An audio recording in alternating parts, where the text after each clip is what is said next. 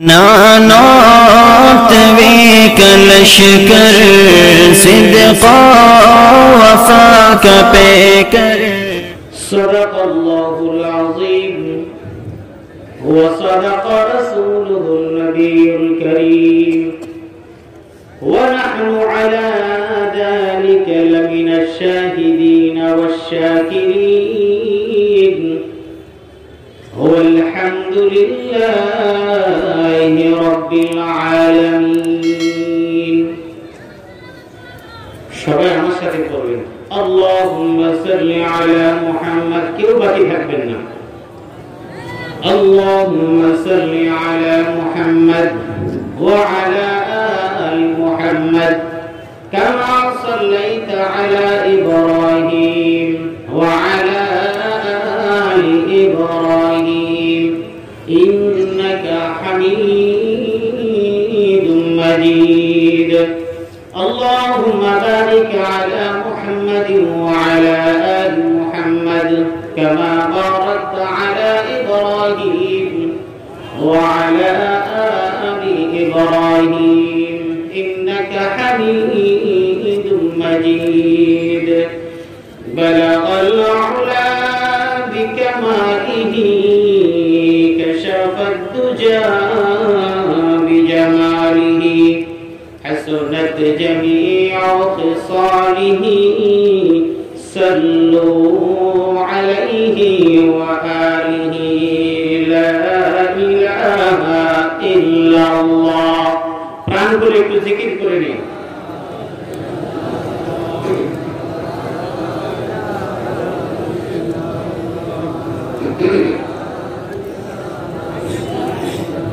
لا إله إلا الله لا إله إلا الله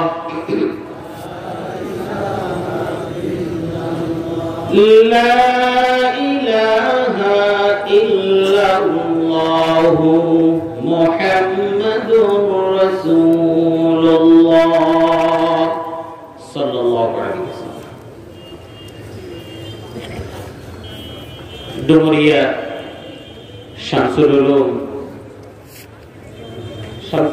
সাদিয়া মাদ্রাসা বাৎসরিক 2 দিন ব্যাপী ওয়াজ মাহফিলের আজ প্রথম দিবসে সম্মানিত সভাপতি, আজকের মাহফিলের আমন্ত্রিত উলামায়ে কেরাম, এই মাদ্রাসার সম্মানিত আসাতিজায়ে কেরাম, অত্র এলাকার আশেপাশ থেকে আসা বিভিন্ন মসজিদ এবং মাদ্রাসার দায়িত্বপ্রাপ্ত ব্যক্তিবর্গ, আইম্মায়ে মাসাজিদ, বিভিন্ন মাদ্রাসার দায়িত্বপ্রাপ্ত ব্যক্তিবর্গ এবং অত্র এলাকার তাওহীদি জনতা, দিন দরদি আমার শ্রদ্ধাভাজন ভাইরা, পর্দার আড়ালে অগণিত আমার সম্মানিত মা বোনেরা আছেন।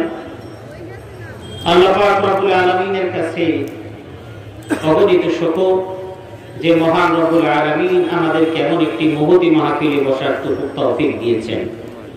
সেজন্য মহান রব্বুল আলামিনের দরবারে কালিমাতু শুকর আদায় করে প্রাণ খুলে বলি আলহামদুলিল্লাহ।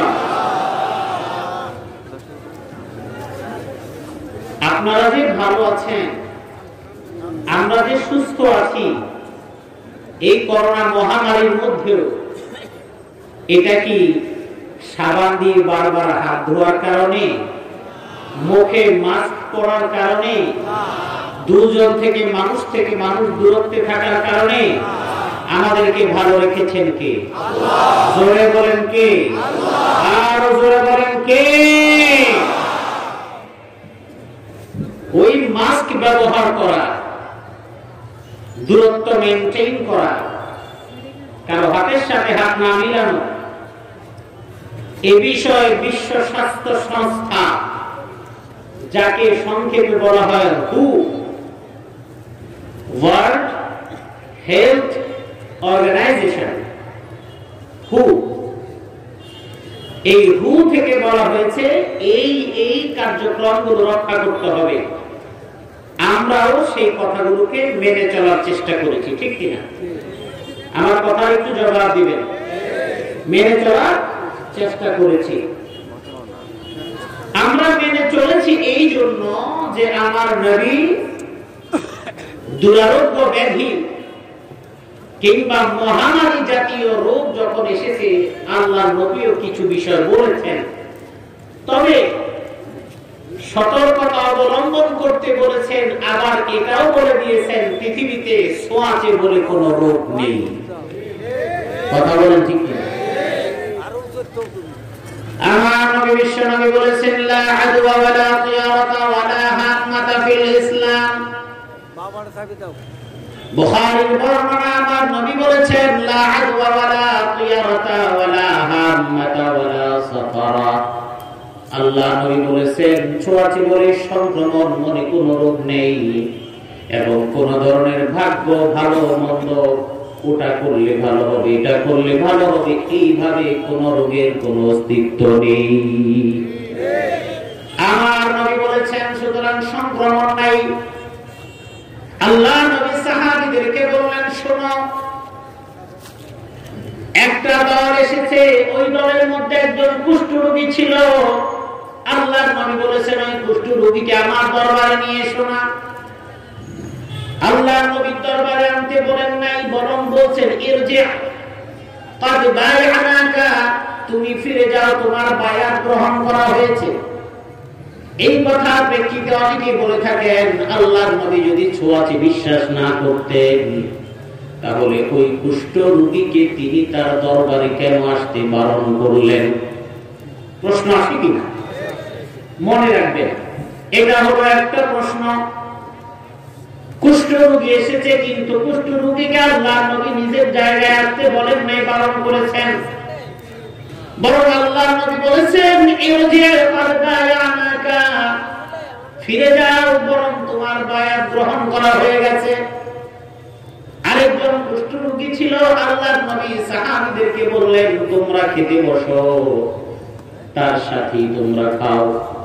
আল্লাহ নবী দুই রকম কথার মানেটা কি? আল্লাহ নবী যখন বলছেন এই যে আমি কুষ্ঠ রোগীর সাথে বসে খাচ্ছি, আবার কুষ্ঠ রোগীর কাছে বলে নেই, তার কারণটা কি? আল্লাহ নবী বললেন ছোঁয়াচে রোগের কারণে নয়, বরং কারণ হলো মানুষের রুচিবোধ। একজন কুষ্ঠ রোগী সারা গায়ের মধ্যে তার চামড়াগুলো একেবারে কষে কষে পড়ে যাচ্ছে, পচে পচে পড়ে যাচ্ছে। এই মানুষটা যদি আরেকটা মানুষের কাছে আসে, তার রুচিবোধের সমস্যা হবে, সে অসুস্থ হয়ে যেতে পারে। কারণ হাসপাতালে সুস্থ মানুষ রোগীর চিকিৎসা করাকালীন সময় হাসপাতালে কোন রোগীর সাথে থাকলে সুস্থ মানুষ অসুস্থ হয়ে যায়, ঠিক কি না? বেশি লাগবে না, আপনার মা যদি অসুস্থ হয় 5 দিন থাকে 10 দিন থাকে, সঙ্গে যদি আপনি থাকেন 5 দিন পরে আপনি অসুস্থ হয়ে যাবেন। আল্লাহ নবী সেই জন্য বলেছেন ওই সমস্ত রোগীরা যেন সামনে না আসে। এবার সাহাবায়ে কেরামকে বললেন ইয়া রাসূলুল্লাহ, যদি কুষ্ঠ রোগী কিংবা কোন রোগ যদি ছোঁয়াচে না হয়, তাহলে ওই উটের পালের মধ্যে যে সমস্ত উটগুলো ছোঁয়াচে রোগ কুষ্ঠ রোগী হয়, আল্লাহ রাসূল আপনি কেন কুষ্ঠ রোগওয়ালা উটগুলোকে আলাদা করতে বললেন? আল্লাহ নবী বলেন শোনো, ওই ভালো উটের সঙ্গে থাকার কারণে কোনদিন রোগ হবে না।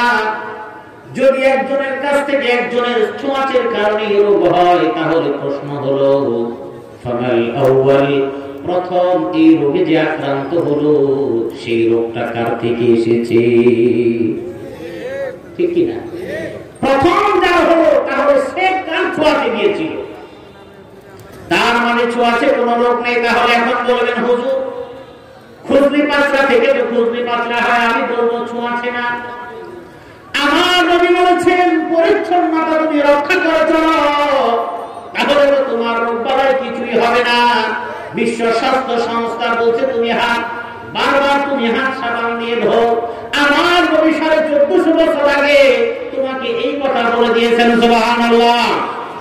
আমার নবী যে কথা বলেছেন 1450 বছর আগে, বাংলার মুসলমান সারা বিশ্বের মুসলমান নয়, বিশ্বের মানুষ 1450 বছর পরে এখন সেই কথা বলে, একটা একটা করে বলে নেই। আল্লাহ নবী 1450 বছর আগে বলেছেন তুমি যখন ওযু করবা, ঘুম থেকে যখন তুমি জাগ্রত হবা, মানিস্তাইকাযা মিন নাওমিহি ফালা ইয়াকমিসান্না ইয়াদাহু ফিল ইনাই হাত্তা ইয়াগসিলাহা নবী বলেছেন কিতাবুল ওযু অধ্যায়ের হাদিস, কোন মানুষ যদি ঘুম থেকে জাগ্রত হয়, ঘুম থেকে জাগ্রত হওয়ার পরে তার হাত দুইটা ভালো করে কমপক্ষে 3 বার ধোয়া ছাড়া সে যেন কোন পাত্রের মধ্যে তার হাতটা না চুবায়। এর কারণ হলো আল্লাহর নবীর যুগে কোনো ট্যাপ কল ছিল না। এই খুলনা অঞ্চলে বড় বড় পুকুর আছে, নদী নালা আছে, আল্লাহর নবীর যুগে কোনো পুকুর ছিল না। আল্লাহর নবীর যুগে পানি মশকের মধ্যে রাখতো, পাতিলের মধ্যে, পাত্রের মধ্যে রাখতো, মগের মধ্যে রাখতো, গামলার মধ্যে রাখতো। যদি পানি উঠানোর প্রয়োজন হয় তাহলে হাত দিয়ে উঠানো লাগতো।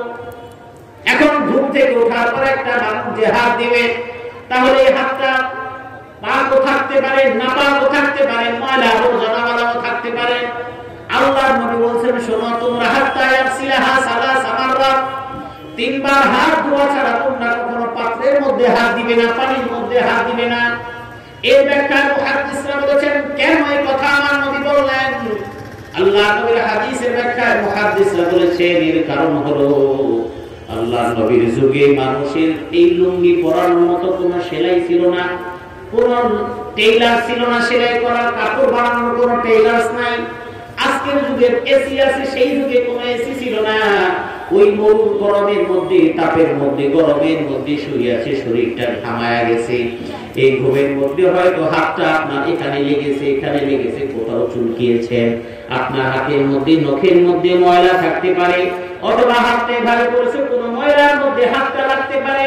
সারা রাত ঘুমিয়ে পড়েছেন, ঘুমিয়েছিলেন, হাতের মধ্যে ময়লা ছিল, শুকিয়ে গেছে, টেরও পান নাই। এবার ময়লাওয়ালা হাতটা যদি পানির মধ্যে চুবায় দেন, পানিটা বিষাক্ত হয়ে যাবে, নাপাক হয়ে যাবে। আমার নবী কত সচেতন, 1450 বছর আগে মুসলমান না মানব জাতিকে আমার নবী সতর্ক করেছে। এবার আসুন, আমার নবী বলেছেন, এখন বলা হয় তোমরা পানি দিয়ে নাক ভালো করে ধুইবা। ইউনিসেফ থেকে বলা হয়, লাইফবয়ের অ্যাডভাইসে বলা হয়, ডেটল সাবানের বিজ্ঞাপনে বলা হয়, করোনা থেকে বাঁচার জন্য বলা হয় তুমি সাবান দিয়ে হাত ধো, 20 সেকেন্ড করে হাত ধো। পদ্ধতি শিখায় দেওয়া হয়, হাতটা এমন এমন করে ধুইবা, আবার আঙুলগুলো এমন এমন করে, একটা আঙুলের মধ্যে একটা আঙুল দিয়ে ধুইবা, ঠিক কিনা? আজকে আপনার কাছে মনে হয় স্বাস্থ্য সচেতনতা কত সুন্দর। আমি বলি, আমার নবী তোমাকে 1450 বছর আগে একই কথা শিখিয়ে দিয়েছেন। সুবহানাল্লাহ। ফাখাল্লিল আসাবিআকা ইযা তাওয়াজ্জাতা, ফাখাল্লিল আসাবিআকা। আল্লাহর নবী বলছেন, তুমি যখন ওযু করবে, ওযু করি কয়বার? জোরে বলেন কয়বার? 5 ওয়াক্ত নামাজের জন্য 5 বার কমপক্ষে ওযু করা লাগে। আর যখন তুমি ওযু করবা, তোমার হাতের আঙুলগুলো এমন এমন করে খিলাল করে তুমি ধুইবা। আমার নবী বলেছেন, খিলাল করে কেন তুমি ধোয়া লাগবে? কারণ এই হাতের চিপায়, আঙুলের চিপায়, পায়ের চিপায় হাতগুলো দিয়ে তুমি যখন ধুইবা, পানি পৌঁছাবে, সেই সঙ্গে সঙ্গে তোমার ব্লাড সার্কুলেশন হাতের মধ্যে স্বাভাবিক হয়ে যাবে। ব্লাড সার্কুলেশন হাতের মধ্যে এমন করে লড়াচড়া দিলে পানিতে পৌঁছে যাবে, আর হাতের ব্লাড সার্কুলেশনটা বাড়িয়ে দেবেন কে? আপনাকে ডাক্তার এখন বলে হাতটা নাড়াচাড়া দিবেন, ঘুম থেকে ওঠার পরে একটু হাতটা নাড়াচাড়া দিবেন। এই কথা আজকে আমরা যখন বলি, আমার নবী আরো আগে বলে দিয়েছেন। আজকে হাসি দেওয়ার সময় বলা হয় রুমাল বা টিস্যু ব্যবহার করবেন, আমার নবী বলে দিয়েছেন এরও আগে ব্যবহার করার জন্য বলে দিয়েছেন। জোরে বলেন সুবহানাল্লাহ। আসলে আমরা না জানার কারণে এই কথাগুলো আমাদের কাছে নতুন মনে হয়েছে, কিন্তু আমার নবী নতুন করে বলেন না, এটা অনেক পুরাতন কথা, ঠিক কিনা? এরপর আরেকটা কথা বলি, আজকে আমাদের মা বোনের এক সময় হাড়ি পাতিল বাসন কোসন মারতেন পুকুর পাড়ে নিয়ে, মাটি কতগুলো নিয়ে তারপরে হাড়ি পাতিল ডোলা দিয়ে ধুয়ে ফেলতেন। এখনকার যুগে যদি ওই মাটি দিয়ে হাড়ি পাতিল ধোয়া হয়, তাহলে বাচ্চারা ওই প্লেটে ভাতই খাবে না। এটাও সাইন্টিফিক। ঢিলা ব্যবহার করতে বলা হয়েছে, সেক্ষেত্রেও সাইন্টিফিক। আমি এটুকু বলে আমি আমার আয়াতের আলোচনায় চলে যাচ্ছি। সেটা কি? আমি বোঝাতে চাচ্ছি যে করোনা থেকে রক্ষা, এটা আসলে আমাদের হাত ধোয়া, পাও ধোয়া, সাবান দিয়ে মুখ ধোয়া এটা করে নাই, বরং আমাদেরকে হেফাজত করেছেন একমাত্র কে? আল্লাহ। যদি তাই না হতো, বিশ্বের এত শক্তিধর দেশগুলো, আধুনিক দেশগুলো প্রতিদিন এখন আক্রান্ত হচ্ছে 20,000, 25,000, 14,000, 15,000, মারা যাচ্ছে 6,000, 5,000, 2,000, 3,000, 9,000 এমন মারা যাচ্ছে। সেই জায়গার মধ্যে বাংলাদেশের মতো এত ঘনবসতিপূর্ণ দেশ, যেখানে করোনা শুরু হয়েছে ঢাকাতে, গ্রামে করোনা কোনো কালই ছিল না, ঠিক কিনা? যখন করোনা খুব চলেছে তখন বিভিন্ন জায়গায় যখন গিয়েছি, একটু স্বাভাবিক হওয়ার পরে তখন আমার মুখে মাস্ক, আমি অন্যদিকে তাকায় দেখি যে আমি মনে হয় চিড়িয়াখানা থেকে কোনো প্রাণী নেমে আসছি, কারো মুখে মাস্ক নেই। কারণ ঢাকাতে যাচ্ছি, যে কারণে মাস্ক, গ্রামে এসে দেখি কারো মুখে মাস্ক নেই। বহু জায়গায় নামাজে দাঁড়াইছে, আমাকে অনেকে বলে হুজুর সমস্যা নাই, আপনাদের ঢাকাতেই করোনা আছে, আমাদের গ্রামে করোনা নাই। হাসতে হাসতে বললেও কথার বাস্তবতা হলো এদেশের মানুষের উপরে আল্লাহর বিশেষ রহম এবং দয়া আছে। আমি মনে করি সেই রহম এবং দয়ার কারণে এদেশের মানুষ এখনো সুস্থ আছে। আর এই দয়া এবং করুণার অন্যতম কারণ আমি মনে করি, এটা আমার অভিব্যক্তি, এই দেশে যে পরিমাণ মাদ্রাসা, এই দেশে যে পরিমাণ হেফজখানা, যে পরিমাণ হাফিজে কোরআন অর্ধরজনীর সময় উঠে তেলাওয়াতে বসে যায়, বিশ্বের কোন দেশে এত পরিমাণ হেফজ মাদ্রাসা আমার জানা মতে নাই।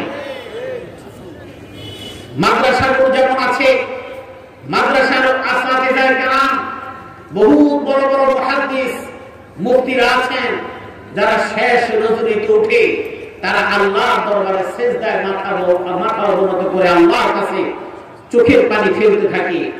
এত উলামায়ে কেরাম, এত তালিবে ইলমদের এই চোখের পানি আল্লাহ কখনো বৃথা যেতে দেবে না। আমার বিশ্বাস আলেমদের দোয়া, নেককারদের দোয়া, তালিবে ইলমদের দোয়া, তাদের আমল, তাদের কোরআন তেলাওয়াত, এই সব কিছুর কারণে এবং আমার কিছু দিনদার ভাই বোন তাদের আমলের কারণে আল্লাহ আমাদেরকে হেফাজত রেখেছেন, ঠিক কিনা? আল্লাহ আমাদেরকে সুস্থ রাখুন, আমিন। আমি কোরআন কারীমের একটি আয়াত তেলাওয়াত করেছি। এই আয়াতের আলোকে কিছু কথা বলতে চাই। আমার শ্রদ্ধাভাজন মায়েরা আছেন, আমার ছোট বোনেরা আছো, আজকে কিছু কথা শুনে যাওয়ার জন্য অনুরোধ করছি। আমি বিগত বছর এখানে এসেছি, এর আগেও এসেছি। আমি গত বছর আমি এবং মাওলানা মামুনুল হক ভাই সহ আমরা এসেছি। আমার পরে উনি বয়ান করেছেন, যারা ছিলেন মনে আছে। কিন্তু আমরা অনেকেই এখন আছি, কিন্তু এই মাদ্রাসার যিনি মুহতামিম ছিলেন, গত বছর যাকে পেয়েছি আজকে এসে তাকে পাই নাই। তিনি ইন্তেকাল করেছেন। ঢাকা থেকে আমার পরিচিত অনেকেই এসেছিলেন, জানাজায় এসেছিলেন, এবং ফেসবুক সহ বিভিন্ন মাধ্যমে তো দেখেছি। একদম কাছের একজন মানুষ, শ্রদ্ধা ভাজন একজন মানুষ আমাদের কাছ থেকে বিদায় নিয়েছেন। আমরা আল্লাহর কাছে দোয়া করি মুহতামিম সাহেব হুজুরের জীবনের সমস্ত ত্রুটি বিচ্যুতিগুলো আল্লাহ মাফ করে দিন, আমিন। সবাই আরো জোরে বলি আমিন। তার যে খেদমত, মাদ্রাসার জন্য, তালিবে ইলমদের জন্য, দ্বীনের জন্য যে খেদমত তিনি করে গেছেন, আল্লাহ পাক তার নাজাতের ওসিলা হিসেবে কবুল করুন, আমিন।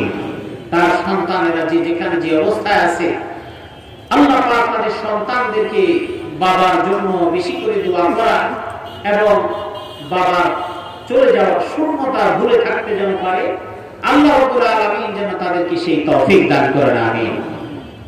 এখন প্রশ্ন হলো ভাই, আমরা প্রত্যেকেই দুনিয়া নিয়ে খুব ব্যস্ত। কেমন ব্যস্ত? আমরা কেমন ব্যস্ত আল্লাহর নবী একটা হাদিস দিয়ে বুঝিয়ে দিয়েছেন। কোরআনে কারীমে আল্লাহ পাক রব্বুল আলামিন আয়াত দিয়ে বুঝিয়ে দিয়েছেন। আর আল্লাহ রাব্বুল আলামিন এই মৃত্যু নামক জিনিসটাকে পৃথিবীতে মানুষকে জানিয়ে দিয়েছেন, কিন্তু কখন কিভাবে হবে এটা কাউকে জানা নাই। এজন্য আজকে আমি বেশি লম্বা কথা বলবো না, আমি শুধু কয়েকটি কথা বলতে চাই। আমাদের সমাজে মৃত্যুকে কেন্দ্র করে কিছু বিষয় আছে, যে আমল আছে, যেগুলি আমরা করি, আসলে যেটা করা দরকার সেটা আমরা করি না, যেটা করা দরকার না সেটা আমরা করি। ইবাদত যে সময় করা দরকার সেই সময় করি না, যে সময় করার দরকার মানে যে সময় করলেও ওটার পাওয়ার কম, ওই সময় সবাই করি। আমাদের আমাদের দেশে ইবাদতের সবচেয়ে উত্তম সময় হলো 60 বছরের পর, ঠিক কি না বলেন? পুরুষদের 60 বছরের পর, মহিলাদের হয়তো 50 বছরের পর। যে কারণে সমাজের মধ্যে আমরা দেখি আমার ছোট বোনেরা, ওরা ওড়নাও পরে না, বোরখার প্রশ্নই ওঠে না, কিন্তু 70 বছরের যে দাদি, যে নানি আছে, নানি বোরখার উপর দিয়ে আবার আরেকটা ওড়না পরছে। নানি বোরখা মাথায় পরে যাচ্ছে, কিন্তু 16 বছরের নাতনি উনি জিন্সের প্যান্ট আর গেঞ্জি পরে তিনি যাচ্ছেন। হাজী সাহেব বিশাল বড় লম্বা দাড়ি, মাথায় টুপি, একদম সফেদ দাড়ি, সাদা ধবধবে দাড়ি, মসজিদের সামনের কাতারে তিনি নামাজের যায় নামাজ বিছিয়ে রাখেন, নামাজের পাকা, কিন্তু তার ঘরের কেউ পর্দা পুশিদার ধারে কাছেও না, নামাজের ধারে কাছে না। আছে না নাই? শুধু তাই না, হাজী সাহেব প্রতি বছরই বাইতুল্লাহর গিলাফ ধরে কান্নাকাটি করে আসেন। আরাফাতের ময়দানে তিনি চোখের পানি ফেলে আসেন, কিন্তু হজ থেকে আসার 1 মাস পরেই তার মেয়ের বিয়ে এবং গায়ে হলুদ। এই জন্য বাড়ির লোকজন চিন্তা করলো গায়ে হলুদের অনুষ্ঠান এটাই শেষ বিয়ে এই বাড়ি, এটাই ছোট মেয়ে, এরপরে এই বাড়িতে আর বিয়ে শাদী হবে না। তো সেজন্য কি করতে হবে? সেজন্য একটু আনন্দ উৎসবটা একটু বেশি করে করতে হবে। সেই জন্য তারা চিন্তা করলেন আমরা এবার একটু গান বাজনা বাজাবো। হয় কি ভাই না? আমার মায়েরা যারা আছেন একটু ভালো করে শুনে যান, গান বাজনা বাজাবে। হাজী সাহেব হজ থেকে এসেছেন, উনি না করছেন, এই করিস নাকি, এলাকায় আমার মুখ থাকবে না। তারপর হয়তো কেউ বলেছে যান আপনি বেশি বুঝেন না, যান আমরা করতেছি, এগুলো আমাদের ব্যাপার। এই জন্য হাজী সাহেব মুখ বার করে বাড়ি থেকে তিনি বাসায় মসজিদে চলে আসেন। রাতের বেলা ডেক সেটের আওয়াজে তিনি ঘুমোতে পারেন না। এজন্য ফজরের আযানের আধা ঘন্টা আগে মসজিদে এসে মুয়াজ্জিন সাহেবকে কোচায় উঠান, মুয়াজ্জিন সাহেব উঠেন। দরজা পিটায় মুয়াজ্জিন সাহেবকে উঠায়, মুয়াজ্জিন সাহেব উঠায়, কারণ মসজিদ খোলেন। তো আযানের তো এখনো 35-40 মিনিট বাকি। আপনারা কারবেন করতে না, মানুষের বাড়ি খান আর নিজের মসজিদে, মানুষের বাড়ি খান মসজিদে ঘুমান, আল্লাহর রাস্তায় থাকেন, পেমেন্ট করতে একটু খোলেন মসজিদ। তাহাজ্জুদ পড়া লাগে না? মুয়াজ্জিন সাহেবকে একটা ঝাড়ি মেরে গেল আর কি, সস্তা ঝাড়ি। ঘটনা কিন্তু ভিন্ন, কারণ সারা রাত ওই ধুম ধারাক্কা আওয়াজে তিনি ঘুমাতে পারেননি। এখন মসজিদে ঢোকার পরে তিনি তো যায় নামাজের সেজদারত। সকালবেলা লোকেরা জিজ্ঞেস করে হাজী সাহেব সারা রাত গান বাজনা কি আপনার বাড়িতে হয়েছে নাকি? কার বললো না, পোলাপানকে বুঝাইতে পারি না, ওরে বুঝাইলে বুঝে না, একদম এগুলো সব জাহান্নামে গেছে। আমার মনে প্রশ্ন জাগে, তাইলে আপনি মসজিদ আসছেন কি জন্য? জান্নাতে যাওয়ার জন্য। ও বাঙালি খুব চালাক, যে পুরো পরিবার গান বাজনা করে জাহান্নামে যায়, যে আমাকে যায় নামাজ দেয়, আমি চুপে চুপে তোদেরকে ছেড়ে পালিয়ে জান্নাতে চলে যাই না। পালিয়ে জান্নাতে যেতে পারবেন না, কারণ আপনার পিছনে আপনার স্ত্রী, আপনার সন্তান, আপনার যেমন আস্তিন টেনে ধরবে, বাবা হাজী সাহেব তুমি আমাকে ছাড়া জান্নাতে যেতে পারবে না, তোমার কারণে আজকে আমরা জাহান্নামী। হিসাব নিকাশ পাক্কা বাক্যে আল্লাহর কাছে নিয়ে যাও। আল্লাহ রাব্বুল আলামিন এই জন্য বলেন, কুল ইন্নাল মাউতাল্লাযী তাফিরুনা মিনহু ফাইন্নাহু মুলাকীকুম সুম্মা তুরাদ্দুনা ইলা আলিমিল গায়ব ওয়াশ শাহাদাতি ফায়ুনাব্বিউকুম বিমা কুনতুম তা'মালুন। আমার ভাইরা, আপনি মৃত্যু থেকে যেভাবে পালাতে চান না কেন, আপনার টাকা পয়সা আছে, আপনার ধন দৌলত আছে, আপনি মনে করেন চিকিৎসা করাবেন, টেনশনের কোনো কারণ নাই, টাকার অভাব নাই, জনবলের অভাব নাই, লোকবলের অভাব নাই। অসুস্থ হওয়া মাত্রই আপনি অ্যাম্বুলেন্সে করে ঢাকায় নিয়ে যাওয়া হবে। যদি আরো বেশি প্রয়োজন হয়, এয়ারক্রাফট ভাড়া করে ঢাকা থেকে বিমানে আপনাকে থাইল্যান্ড কিংবা সিঙ্গাপুর নিয়ে যাওয়া হবে। আমার আল্লাহ বলছেন, না না, তুমি যেখানে দৌড়াও না কেন, তুমি যাওয়ার আগে মৃত্যুর যিনি আমার মালাকুল মউত, মৃত্যুর ফেরিওয়ালা, যিনি তোমার রূহ কবজ করবেন, যেই জায়গায় যাবেন ওই জায়গায় গিয়ে তিনি হাজির হয়ে যাবেন। তুমি কোথাও তুমি মৃত্যু থেকে পালাতে পারবে না। আর কোন জায়গায় আমি তোমার মৃত্যু লিখে রেখেছি তুমি তো জানো না। তোমার মৃত্যু যদি ঢাকার কোন হসপিটালে হয়, তাহলে তুমি গাড়ি ভাড়া করে ওই হসপিটালে গিয়ে মারা যাবে। তোমার মৃত্যু যদি থাইল্যান্ডের কোন হসপিটালে হয়, জমি বিক্রি করে হলে ওখানে গিয়ে তুমি মারা যাবে। তোমার মৃত্যু যদি আমেরিকার কোন রাস্তায় হয়, তাহলে তোমার জমি জমা বিক্রি করে হলো তুমি আমেরিকা গিয়ে তুমি সেখানে মারা যাবে। এর কারণ হলো আমার আল্লাহ বলছেন 5টা জিনিস আমি দুনিয়ার কোন মানুষকে জানাই নাই, পৃথিবীর কোন মানুষকে জানাই নাই, নবীদেরকেও জানাই নাই, রাসূলদেরকেও জানাই নাই। ওই 5টা জ্ঞান একমাত্র আমি আল্লাহ আমার নিজের মধ্যে রেখে দিয়েছি। আমার আল্লাহ রাব্বুল আলামিন বলছেন ওই 5টা জ্ঞান হলো এই, ইন্নাল্লাহা ইনদাহু ইলমুস সাআ, কিয়ামত কখন হবে, কোন তারিখে হবে, এই জ্ঞান আমি আল্লাহ কোন নবীকেও জানাই নাই। ওয়ায়ুনাজিলুল গায়ব, বৃষ্টি কখন হবে, মেঘ তুমি অনেক দেখছো, অনেক মেঘ তুমি আকাশে দেখো। আবহাওয়া অধিদপ্তর বলে দেয় আজকে কোথাও কোথাও বৃষ্টির সম্ভাবনা আছে। সমুদ্রে 3 নম্বর বিপদ সংকেত দেখাতে বলা হয়েছে। ওই শিমুলিয়া ফেরিঘাট বন্ধ থাকবে, পদ্মা নদীর পানিগুলো উপচে উঠবে। আবহাওয়া অধিদপ্তর বলতে পারে, কিন্তু বাস্তবতার ব্যাপারে কোনো কিছুই জানে না। আমার আল্লাহ বলছেন ওয়াইনাজিলুল গায়ব, আসমান থেকে বৃষ্টি হবে কি হবে না পৃথিবীর কোনো মানুষ জানে না। আপনার মনে প্রশ্ন আসতে পারে, হুজুর আবহাওয়া অধিদপ্তর তো সংবাদ দিয়ে দেয় আজকে বৃষ্টি হবে, ঝড় হবে। আমি বলি আবহাওয়া অধিদপ্তর কিছু লক্ষণ দেখে সম্ভাবনা বলে, কোনদিন সঠিক হয়, আবার যেদিন বলে কোথাও বৃষ্টি হবে না, সেদিন দেখা যায় ডুমুরিয়ার অঞ্চল সারাদিন সূর্য দেখা যায় না।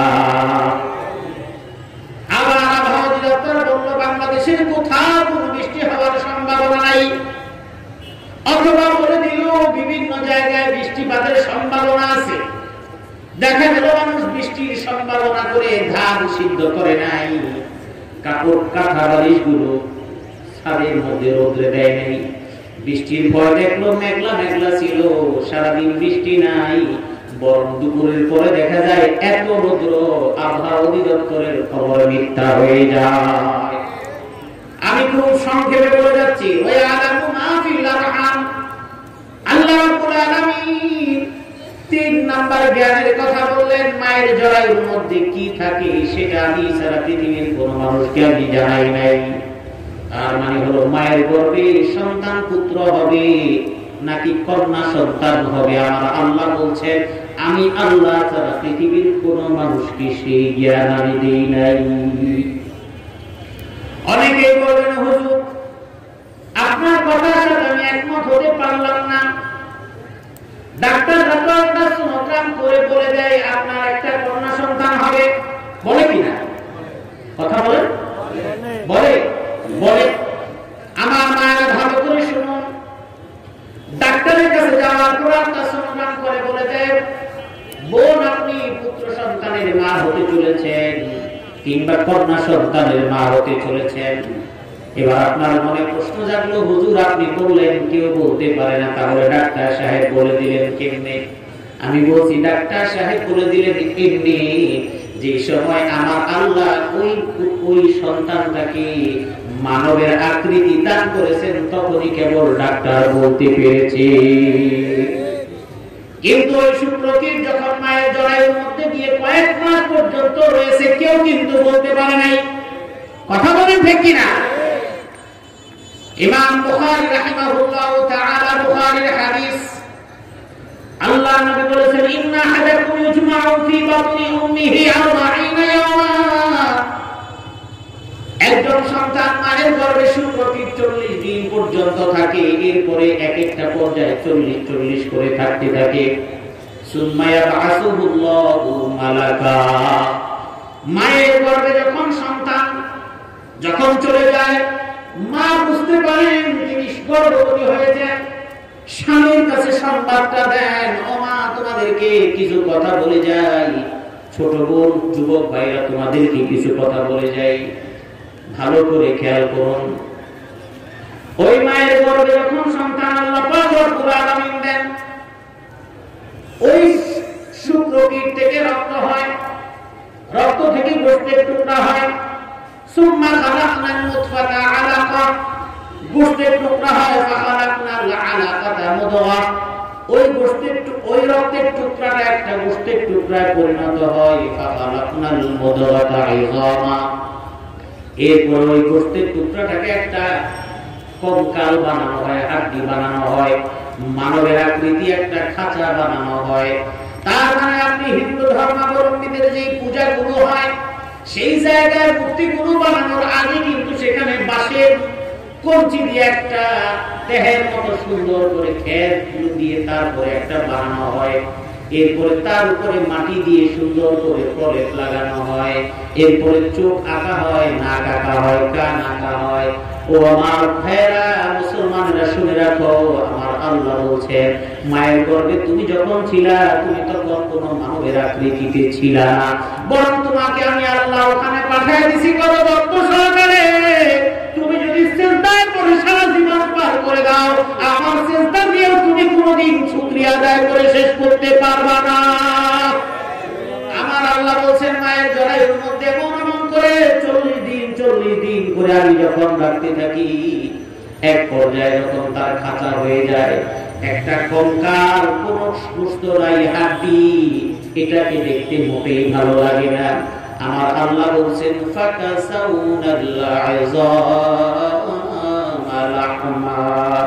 আমার আল্লাহ বলছেন এই কঙ্কালটা আছে মায়ের গর্ভের মধ্যে একটা সন্তানের কঙ্কাল, আমি এবার সুন্দর আকৃতি দিব। এর কারণ কি? আমি আল্লাহ হলাম সবথেকে আকৃতি দেওয়ার মালিক। কথা বলে ঠিক কিনা? আল্লাহ রাব্বুল আলামিন বলেছেন লাকাদ খালাকনাল ইনসানা ফি আহসানি তাকওয়িম। আল্লাহ রাব্বুল আলামিন বলেন সুন্দর আকৃতিতে যে সৃষ্টি করে, ওই সুন্দরতম আকৃতিতে সুন্দরতম ভাবে সৃষ্টি করার একমাত্র মালিক হলাম আমি। আল্লাহু আকবার বলুন, আর জোরে বলুন আল্লাহু আকবার। আল্লাহ পাক রব্বুল আলামিন বলেন ফাকাসাওনাল ইযামা লাহমা। এবার ওই খাতাটার উপরে বস্তু দিয়ে আমি একটা প্রলেপ লাগাই মানবের আকৃতি দিলাম। এখনো কিন্তু রূহ নাই, চোখ নাই, কান নাই, কিছুই এখনো দেওয়া হয় নাই। আমার আল্লাহ রাব্বুল আলামিন জিবরাইলকে ডেকে বলেন, ও জিবরাইল, বলে আল্লাহ। আল্লাহ পাক রব্বুল আলামিন জিবরাইলকে ডেকে বলেন, জিবরাইল তুমি যাও, মায়ের গর্ভে যে সন্তান আছে ওই সন্তানের জন্য 4টা জিনিস তুমি লিখে দাও। 1 নম্বরে তোমার দায়িত্ব হলো তুমি রূহটা দিয়ে যাও। রূহ দেওয়ার জন্য জিবরাইলকে পাঠান। সুম্মা ইয়াবআসুহুল্লাহু মালাকা। আল্লাহ নবী বলেন জিবরাইল আলাইহিস সালামকে আল্লাহ পাক রব্বুল আলামিন পাঠালেন রূহ দেওয়ার জন্য। জিবরাইল আলাইহিস সালাম জিজ্ঞেস করেন, আল্লাহ শুধু কি রূহ দিয়ে আসবো নাকি আরো কিছু করা লাগবে? আল্লাহ পাক রব্বুল আলামিন বলে দেন রূহ দিবা। রূহ দেওয়ার সঙ্গে সঙ্গে 4টা বিষয় তুমি তার জন্য একেবারে ফাইনাল করে লিখে দিবা। কয়টা জিনিস? এই 4টা জিনিস ফাইনাল করে লিখে দিবা। আমার ভাইরা ভালো করে শুনুন, মায়েরা ভালো করে শুনুন, বোনেরা তোমরা ভালো করে শুনো। টাকার জন্য দুনিয়া পাগল, ভালো স্বামীর জন্য পাগল, তার মানে টাকাওয়ালা স্বামীর জন্য পাগল, টাকাওয়ালা জামাইয়ের জন্য পাগল, টাকাওয়ালার মেয়ে পাওয়ার জন্য পাগল, টাকাওয়ালা হওয়ার জন্য পাগল। পাগল হয়ে কোনো লাভ নাই। তোমার জন্য যা বাজেট করা আছে তার চাইতে বেশি এক সিলটাও তুমি খেতে পারবা না। এবং শুধু তাই না, তোমার জন্য যদি 5 তলা বিল্ডিং বরাদ্দ থাকে 5 তলার বেশিও তুমি কোনোদিন বানাইতে পারবা না। 2 তলা যদি বিল্ডিং তোমার জন্য বরাদ্দ থাকে 2 তলার বেশি মালিকও তুমি হতে পারবা না। আর প্রসঙ্গক্রমে বোনদেরকে একটা কথা বলে যাই, যুবক ভাইদেরকে বলে যাই, ওই যে মায়ের গর্ভে সন্তান হয়, নতুন যারা বিয়ে করে, আমার যে সমস্ত শ্রদ্ধাভাজন মায়েরা আছেন, আপনার মেয়েকে বিয়ে দিয়েছেন, বিয়ে দেওয়ার পর অল্প দিনের মধ্যে হঠাৎ করে কনসিভ হয়ে গেছে, গর্ভে সন্তান এসে পড়েছে, আপনাকে বলার পরে আপনি টেনশনে পড়ে গেলেন, হায় আল্লাহ, বিয়ে দিলাম মাত্র 5 মাস হলো, বিয়ে দিলাম মাত্র 1 বছর হলো, এখনই গর্ভে সন্তান, তার মানে মা হবে নাকি বুড়া হয়ে যাবে নাকি? আছে না নাই? বহু যুবকের আছে বিয়ে করার পরে বলে আমি সন্তান নেব না।